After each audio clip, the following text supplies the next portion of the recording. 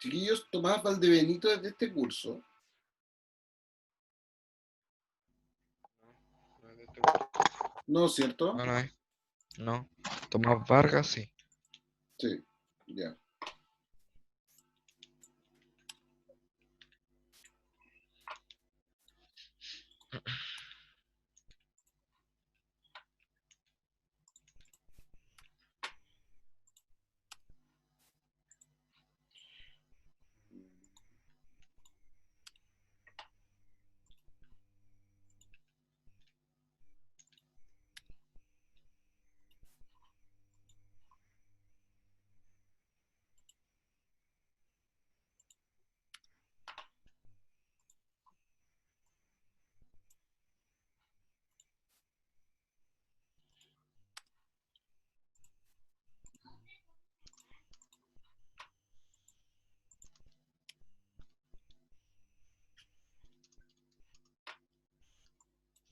Ya. Bien, chiquillos. Mientras se van uniendo las personas que acabo de agregar a la clase, voy a hacer una síntesis de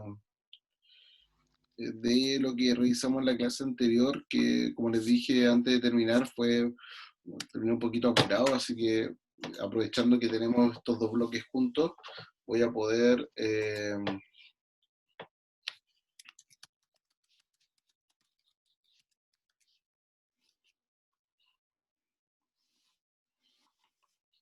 voy a aprovechar de hacer una síntesis de lo que acabamos de revisar en la hora anterior, eh, que hablamos de eh, que hablamos de la economía colonial.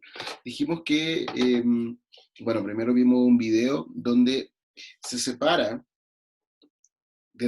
se separa el desarrollo de la economía colonial desde el punto de vista de la producción y también se separa desde el comercio. De esa forma, entonces, eh, vamos a encontrar, eh, por ejemplo, que en el comercio la principal actividad que se desarrolló durante la colonia fue el monopolio comercial. Es decir, que España obligaba a las colonias americanas a comprarle sus productos exclusivamente a España. Y esto lo hacía a través de la casa de contratación que funcionaba en Sevilla, la cual establecía cuáles eran los productos, como lo vimos en la clase anterior, de acuerdo a la estructura del sistema administrativo colonial. La casa de contratación definía qué personas podían venir a América y qué productos se podían vender en América. De esa forma, entonces, es que el sistema funcionaba a partir, por ejemplo, de el establecimiento de rutas comerciales que funcionaban con comercio a través de un sistema llamado de flotas y galeones. Dijimos que el sistema de flotas y galeones era un sistema en el cual venían, venían los productos desde España en flotas de barcos que eran resguardados, eran protegidos por barcos de guerra españoles, esto sí, que eran protegidos por barcos de guerra de España, los cuales solamente que traían a América productos, pero también traían a América productos, pero también se llevaban desde América riquezas. ¿Y por qué tenían que ser protegidos? Porque eran atacados por piratas y corsarios que asaltaban y robaban obviamente el oro o la plata que se llevaban desde América o también los productos que traían desde España hacia América. ¿Ya? Dijimos que la principal diferencia entre los piratas y los corsarios eran que los piratas se beneficiaban a sí mismos. En cambio, los corsarios beneficiaban a otros estados como Inglaterra, Francia, Holanda, entre otros, perjudicando el comercio español en América para ellos poder vender sus propios productos a través del sistema de contrabando.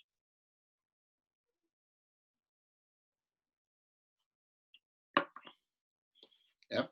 Eso es básicamente el tema comercial, además de los impuestos. El sistema español tenía una serie de impuestos que se aplicaban a los productos en América, pero también se aplicaban hacia distintas actividades económicas en América. ¿Ya? Dentro de estas actividades económicas estaba, por ejemplo, el quinto real que se aplicaba, por ejemplo, en la actividad minera, donde pasaba una quinta parte, es decir, un 20% de la producción iba directamente al rey. Estaba el almojerifaco, que era el impuesto de aduanas, establecido para todo el comercio entre España y América. Estaba el derecho de composición de pulpería, donde era una especie de patente comercial para que pudieran funcionar negocios, almacenes al interior de las colonias, y estaba la alcabala, que era el impuesto a la compra-venta, una especie de IVA que todos los productos que se vendían al interior de las colonias se le aplicaba. ¿Ya? Dijimos que en la producción un elemento importante eran las encomiendas, que era el sistema donde se le entregaba a un grupo de indígenas a un conquistador, y estos indígenas debían pagar con trabajo, que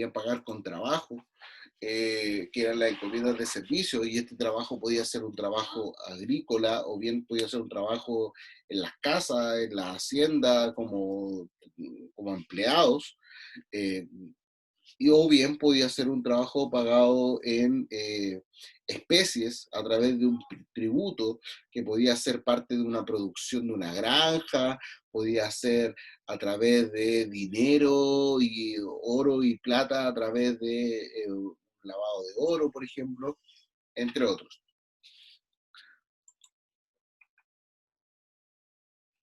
Las características de la posesión de tierra dijimos que partían de las mercedes, que eran tierras entregadas a los conquistadores en relación a la participación que habían tenido en el proceso de conquista. Además, habían otros tipos de tierra, como eran los solares, que eran divisiones menores de posesión de tierra en las ciudades. Estaban las chacras cercanas a las ciudades, que producían hortalizas y otros productos para el consumo al interior de las ciudades. Fuera de la ciudad estaban las estancias ganaderas, que eran donde se dejaba pastar a los animales, y estaban las haciendas agrícolas, que eran grandes posesiones de tierra donde toda la actividad productiva agrícola se desarrollaba ahí. Me explico. Por ejemplo, en una hacienda uno podía encontrar las tierras de cultivo, pero también estaban, por ejemplo, estaban las tierras de cultivo, pero también estaba el molino, estaban las bodegas, estaban las casas de los trabajadores, entre otros.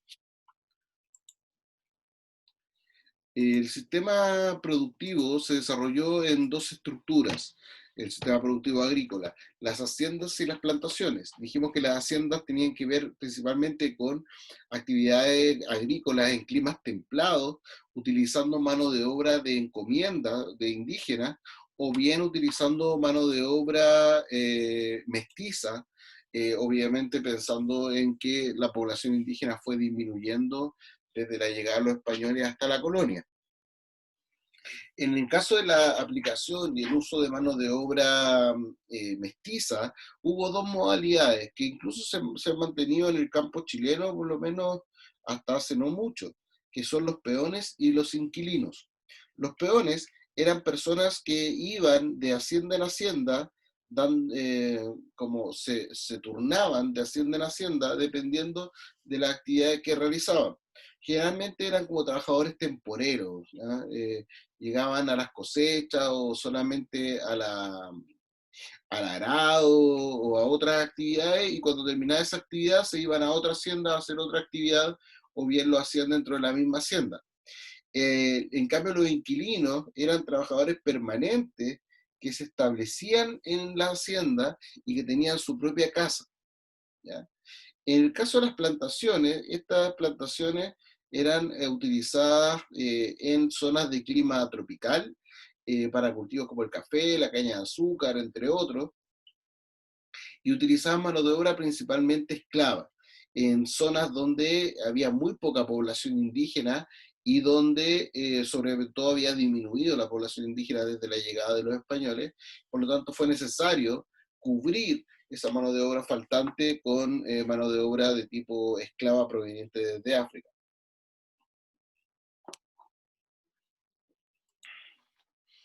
En el caso de la minería, los primeros años de la ocupación en América, una de las principales motivaciones fue la búsqueda de oro y plata. Estas riquezas se podían encontrar en minas de oro y plata y también en filones. Cuando uno habla de filones es cuando es como una ladera de un cerro y la ladera del cerro se pica y uno encuentra ahí el oro y la plata. En el caso de Chile, en Chile había bastante poco oro de este tipo en minas y en filones, pero sí había oro en los lavaderos. ¿Cómo se hacía esto? Los lavaderos era un sistema de extracción de oro desde el lecho de los ríos, donde se lavaba, se usaba como una especie de rejilla, de cosas de que se filtrara la arena del río, el lecho del río, las rocas del río, y ahí habían pedacitos de oro. Comprenderán que era muy, muy poco lo que se sacaba, pero, pero si se ocupaba mucha mano de obra, obviamente eso aumentaba la cantidad de oro que uno podía extraer. Por lo tanto, para esta actividad de lavaderos de oro era era necesaria una cantidad alta de mano de obra, sobre todo mano de obra indígena. ¿Ya? Eh, ¿Dónde había principales lavaderos de oro en Chile? En Marga Marga, el estero que está en Viña del Mar en la actualidad, y en el sur de Chile, principalmente en la ciudad de Villarrica, en el río Cautín, había bastante oro y que se extraía a través del sistema de lavadero. Eso, chiquillos, es lo que revisamos en la clase anterior. ¿Ya? A continuación, hablaremos de religión y cultura en la colonia. Religión y cultura en la colonia. Principalmente, la religión y la cultura, primero tenemos que entender el rol de la Iglesia Católica en el proceso de conquista y en el proceso de ocupación de los españoles en territorio americano. Y el rol de la Iglesia eran dos funciones, la misión evangelizadora y evangelizar a la población nativa. Para la misión evangelizadora, funcionaba a partir del clero regular y secular. El clero regular consistía básicamente en órdenes religiosas y el clero secular en sacerdotes y curas que funcionaban y trabajaban en la iglesia. Eh,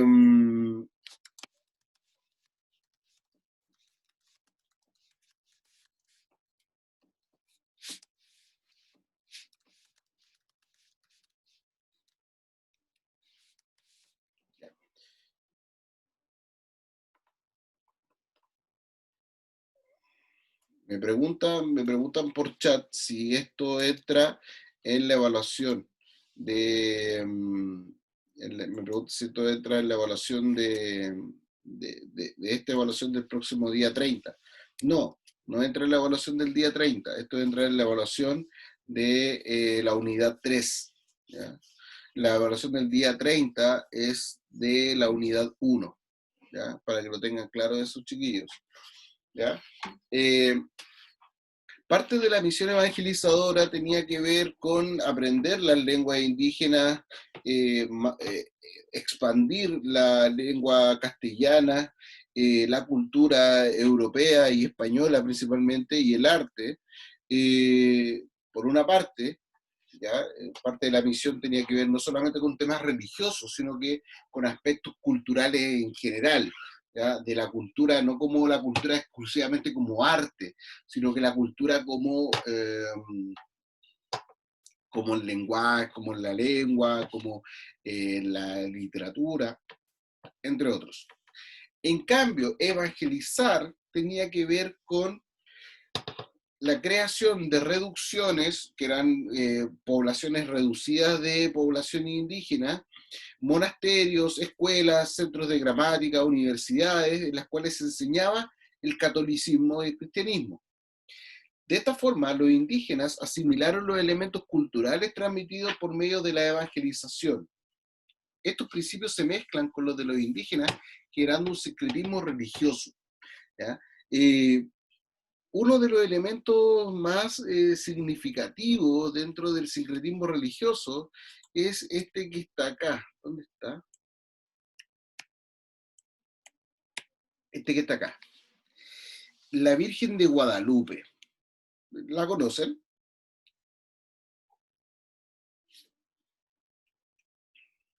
Por la teleserie, sí. Sí, yo igual. Por la teleserie mexicana y por la Rosa de Guadalupe. Esa, por esa. Ya, bueno. La Virgen de Guadalupe. La Virgen de Guadalupe, me da risa porque sí, Virgencita de Guadalupe, como que yo crecí con eso, usted igual en parte, por harta teleserie mexicana y como que la influencia cultural, sobre todo mexicana en Chile, es bien potente desde ese punto de vista. Eh, pero la Virgen de Guadalupe es una forma de la expresión del cristianismo súper fuerte. Mira, yo no voy a discutir si esto es verdad o mentira, no me corresponde porque es parte casi como de una especie de mito, que obviamente está muy vinculada al tema de la fe, pero es una cuestión súper interesante, que lo voy a explicar a continuación. Y esto también tiene una historia personal detrás de esto. Yo hace ¿cuánto? Como 2 años más o menos, sí, 2 años, eh, fui a México y como buen turista, fui a la Basílica de Guadalupe, una iglesia gigante, enorme, enorme, y fui a ver el cuadro de... ¿Ah? Cuando voy, algunas veces encuentro a los guardias y otras veces no los encuentro. ¿Dónde? ¿De qué estamos hablando? Y le voy a pedir a la misma Disculpa, profe, es que tenía jefa que el audio prendido. voy a... ¿Cómo se llama? Ah, ok, entiendo. Entonces fui a México y fui a la Basílica de Guadalupe y fui a ver la imagen de la Virgen de Guadalupe y es muy parecida a la que aparece ahí en este recuadro. De hecho, ahí otro día les puedo mostrar las fotos que tomé, porque se puede tomar bastante cerca la foto a la Virgen de Guadalupe. Y después hice un tour con un guía turístico y él me explicó la historia, nos contó la historia de la Virgen de Guadalupe y tiene unas cosas bien interesantes. Primero, la Virgen de Guadalupe, obviamente, igual que todas las vírgenes que se conocen, son apariciones de la Virgen María a distintas personas, ¿ya? No es que hayan distintas vírgenes, sino que es una misma, pero se aparece a distintas personas en distintos lugares. En este caso, lo importante, ¿por qué toma más importancia la Virgen de Guadalupe? Porque la Virgen de Guadalupe se le aparece a un indígena, ¿ya? Se le aparece a un indígena. Y la historia es bien bonita porque era un chiquillo, que iba, iba de un lugar a otro a ver un sacerdote, trabajaba él en la iglesia y algo así, y pasa por un cerro, por una ladera de un cerro, y se le aparece la Virgen. Entonces le dice, no, que eh, tienes que, aquí necesito que tú construyas una iglesia, un templo aquí en este lugar. Ya, él me dice, ya, pero, pucha, no, si yo voy y le digo al cura que hay que construir una iglesia acá porque la Virgen me lo dice, no, nadie me va a creer. Entonces la Virgen le dice, ya, mira, aquí a la vuelta hay rosas, Entonces le dice el indio, el indígena, le dice, oye, pero no hay rosa acá en el cerro, si aquí puro, como se ve ahí en la imagen, aquí hay puros cactus y cuestiones así, aquí no salen rosas. Y él dice, ahí hay rosas, en ese lugar hay rosas, y resulta que habían rosas. Y lo que hace este chiquillo, se saca la manta que traía y corta las rosas y las envuelve en la manta. ¿Ya? Entonces llega donde el sacerdote y le dice exactamente lo mismo, y dice, ¿sabe qué? Se me apareció la Virgen, una Virgen, la Virgencita María, y me dijo que había que construir un templo en este lugar. Obviamente el sacerdote no le cree, porque dice, no, estás loco, ¿cómo se te va a aparecer a ti si tú eres un indígena nomás? ¿Cómo? Y ahí él le dice, no, pues sí, me dijo que tú no me ibas a creer, y por lo mismo me dijo que te trajera estas rosas que corté desde el cerro, y en el cerro no hay rosas. Y entonces lo que hace, le muestra las rosas, y ya, y dice, oh, sí, oh, pero igual no le cree, dice, a lo mejor te fuiste para otro lado y de ahí me trajiste las rosas, no sé, que no te creo mucho. Y resulta que en el manto, y esto es lo más increíble, que obviamente, como les digo, puede ser poco creíble, pero por eso existe la fe. En el manto de este indígena estaba la imagen de la Virgen María, donde él había guardado las rosas, como que se imprimió la imagen de la Virgen María, que es esa misma imagen que aparece ahí, es la imagen que estaba en el manto de este indígena. Entonces llega este chiquillo y ahí le empiezan a creer, y de hecho la imagen de la Virgen de Guadalupe que está en la Basílica de Guadalupe en México es el manto del indígena con esta imagen que quedó impresa después de haber puesto en las rosas. Hay algunas cosas interesantes de esto, según el guía turístico, yo ahí tengo que creerle, le pagué y me salió caro, así que tengo que creerle, de que, por ejemplo, en el manto que tiene la Virgen hay estrellas, pero estas estrellas no están puestas así como decoración, sino que las estrellas corresponden a cómo estaba el cielo en ese momento, en ese día determinado en México, al momento en que se le apareció la Virgen de Guadalupe a este indígena. Y así un montón de cuestiones más, de algunos, y hay otros milagros asociados, las características, como una imagen bastante, con un montón de significado, con un montón de mensajes. Entonces, lo importante detrás de todo esto es que la Virgen de Guadalupe es un símbolo de la evangelización de los indígenas en México, porque se le apareció a un indígena. Entonces, esto es parte del sincretismo religioso, de esta unión de la iglesia, de la religión católica con los elementos indígenas. Y la Virgen de Guadalupe va a ser el puente entre la religión católica y los indígenas, porque los indígenas se van a sentir también incluidos. Van a decir, oye, esto no es solamente una cuestión que nos están imponiendo los españoles, sino que esto es parte de que la Virgencita se le apareció a uno de nosotros. Y eso va a marcar también un antes y un después en el proceso de evangelización de América. Sin embargo, dentro de todo este sincretismo religioso y cultural que se da a partir de la religión, también va a haber un sincretismo religioso y va a ser una incorporación de los elementos que ya estaban de las culturas indígenas, pero también de los elementos que van a llegar con otros grupos sociales, como el caso de los esclavos. Cuando llega la población llega la población africana y posteriormente la población afroamericana, llega a América, Profe, trae sus propias creencias también, diga. la Virgen de Guadalupe sale en la Rosa de Guadalupe. Entonces se dice, Virgencita, por favor, ayúdame. Ahora al principio de la clase el único dijo eso. Sí, ¿En pues, serio? No sí, pues, sabíamos. te quedaste dormido, pues, Alan. Medio gato. Eso lo dijimos hace rato, pues. Ah, Qué joven. Gracias, Alan, por la acotación. Pero es que por eso hay que estar más atento a la clase, pues eso lo dije hace rato, pues. Ah, no caché. O quizás, cuando fui al baño, quizás. Ah, Fui pero al baño. tanto detalle, no es necesario tanto detalle. Bien, ¿Hiciste Ah, del 1 o del 2? ya, del uno. gracias. Ya, chiquillo. Chao.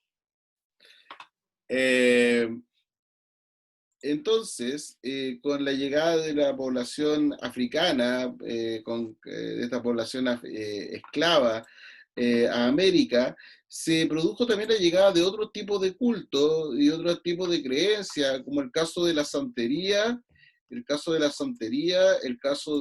la religión o culto budista, pero budista, en el vudú, perdón, vudú, animista, entre otros, que tenía mucha relación con la naturaleza, mucha relación con el entorno, mucha relación eh, eh, con los difuntos, los antepasados.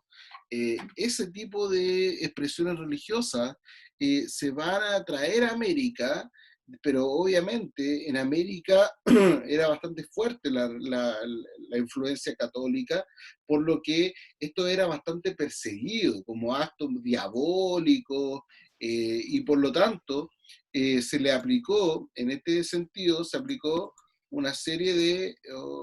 ¿dónde está? Eso es lo de la muñeca vudú, ¿o no?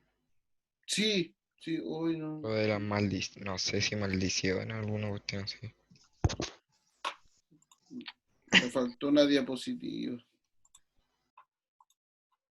Changos, me faltó una diapositiva. Ya la voy a agregar para cuando la suba, porque la voy a explicar ahora. ¿Por qué? Porque existió un sistema donde la iglesia, para poder entrar a los espacios cotidianos de las personas, existieron dos modalidades. Primero, una modalidad súper impositiva, por decirlo de alguna forma, hasta incluso violenta, que era la imposición a través del Tribunal del Santo Oficio. ¿En qué consistía esto? Donde había una persecución por parte de la iglesia para cualquier culto que no fuera católico. Es decir, si alguien era sorprendido haciendo alguna actividad de tipo vudú o de tipo relacionada con la santería, era acusado de herejía y probablemente terminaban quemados en la hoguera. Así, de estricto. ¿Ya? Por lo tanto, todo este culto y estas formas de culto eran bastante privadas y bastante ocultas para evitar que fueran acusados por el Tribunal del Santo Oficio. Otra importancia que tuvo la iglesia tenía que ver con otras características más de espacios cotidianos. Y de esa forma, la iglesia va a empezar a abarcar todos los espacios de la vida de las personas. Casi como determinaba como la especie como del reloj viviente de las personas, el reloj de vida de las personas estaba marcado por la iglesia. ¿Por qué? Porque al nacer te bautizabas, en la infancia hacías la primera comunión y la Eucaristía, en la vida iba a la iglesia, iba a la misa y todo lo demás. Cuando querías casarte, te casabas por la iglesia católica. Cuando morías, te hacían un entierro en una iglesia o en un cementerio religioso y hacían toda una ceremonia religiosa. En el día a día, la gente sabía qué hora era a partir de las campanadas de la iglesia. Si había alguna situación de urgencia, de emergencia, un ataque, algo, se tocaban las campanas de la iglesia. Por lo tanto, de esa forma, la iglesia comenzó a tomar cada vez mayor importancia en la vida cotidiana de la población indígena, después de la población mestiza, y obviamente la tenía dentro de la población criolla y de la población peninsular.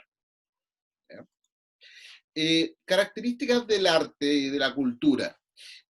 Uno de los principales elementos culturales y artísticos del periodo colonial fue el barroco americano. Cuando nosotros hablamos del barroco, el barroco es un movimiento artístico y cultural que nace en Europa en el siglo XVII.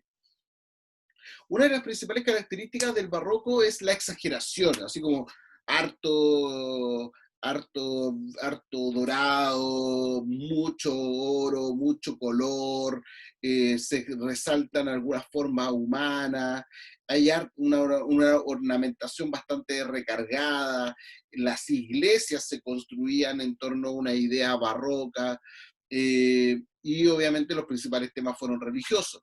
En el caso del barroco americano, las características fueron las siguientes, que las vamos a observar enseguida con algunas imágenes de algunos elementos característicos del barroco.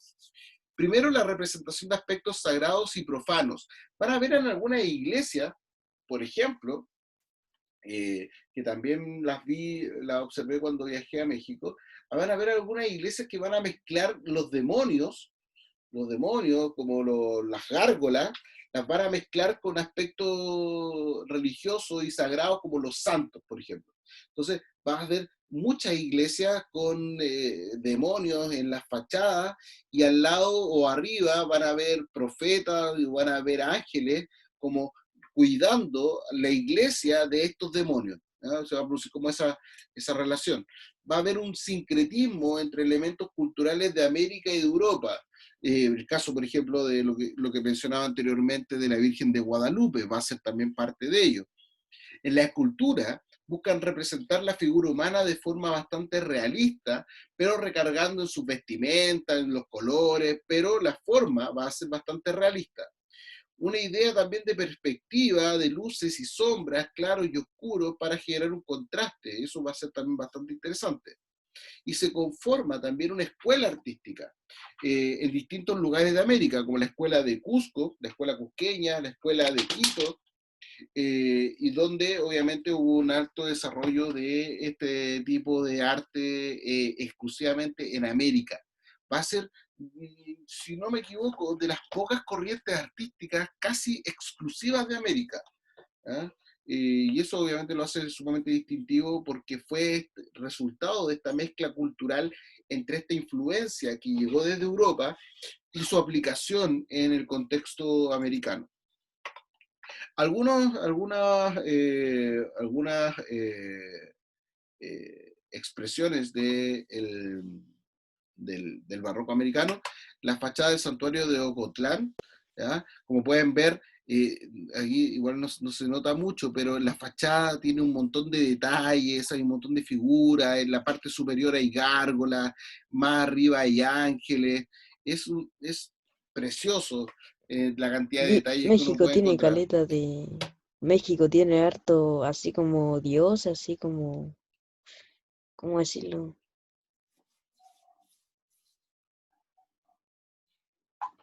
Como harto, como tiene como harto Dios, harto religioso. Como harto Tienen hartas creencias. edificios, sí, sí, no, mucho, mucho, mucho. Profe, La sociedad mexicana es muy creyente en general. Diga, hablando de México, ayer hubo un sismo en México, un sismo. sí, sí, sí, bastante fuerte. Eh, Sí, Mira, de hecho, yo cuando hice este tour por México iba con una familia de personas que eran de Palestina y hablaban solo inglés, y ahí tuvimos algo conversando. Estas personas como que no entendían mucho cómo se había hecho el proceso de conquista de los españoles en América. Y ahí bueno, mira, yo soy profesor de historia, así que me dedico a hablar de estos temas. La conquista de América se hizo como a dos manos.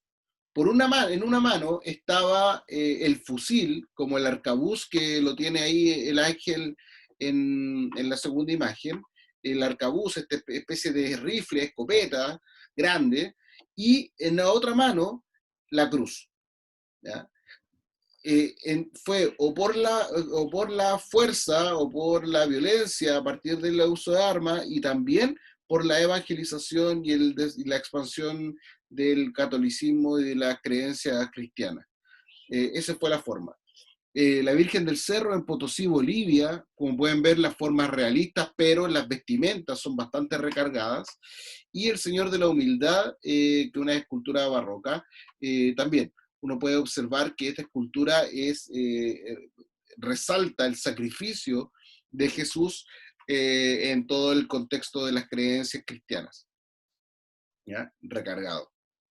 Vuelvo a la idea, recargado. En la educación, obviamente también en la educación tuvo bastante que ver la religión católica. ¿Ya?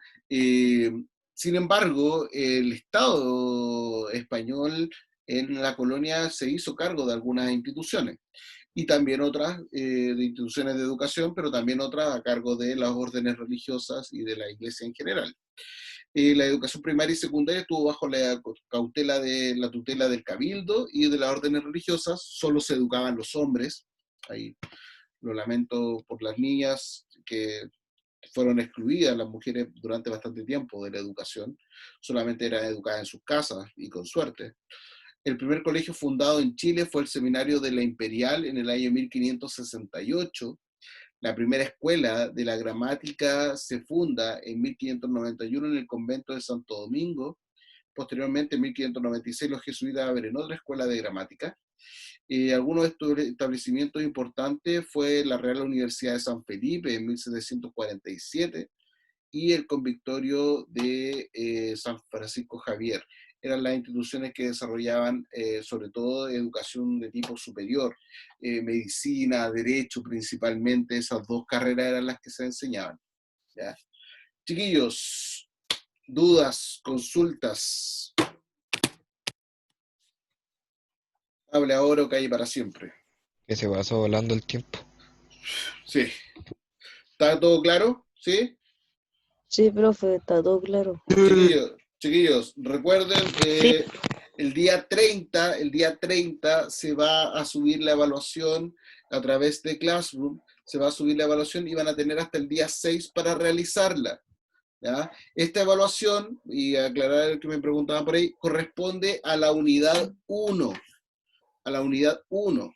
El material de la unidad 1 está en el drive de Facebook del colegio. ¿Ya? Si no lo ha descargado, no lo ha revisado, hágalo. ¿Ya? El temario está en Classroom. El temario está en Classroom. ¿Qué es lo que entra? Están los videos de ese material, de esa guía, están esos videos, están en el canal de YouTube del colegio. Por lo tanto, no tienen todo el material para poder revisarlo para que les vaya bien en esta evaluación. Es una evaluación sin nota hasta ahora, ¿ya? Sin nota hasta ahora. ¿Una prueba? Pero, una prueba. Pero me interesa, sobre todo, tener la información de si están aprendiendo o no están aprendiendo, y eso lo necesito, ¿ya? Por lo tanto, ponga el empeño, haga la conciencia de la evaluación y bueno, y ahí que les vaya bien, ¿ya? ¿Nota el libro o no? Con nota al libro, no, pues le acabo de decir que es sin nota, pero necesito esa No, pues información sí, para sí, saber, Pero sin va a ir a nota, si está buscar funcionando el sistema. el profe va a ir a buscar el libro al colegio. Sí. Le va a poner al tiro la nota, No, po. pero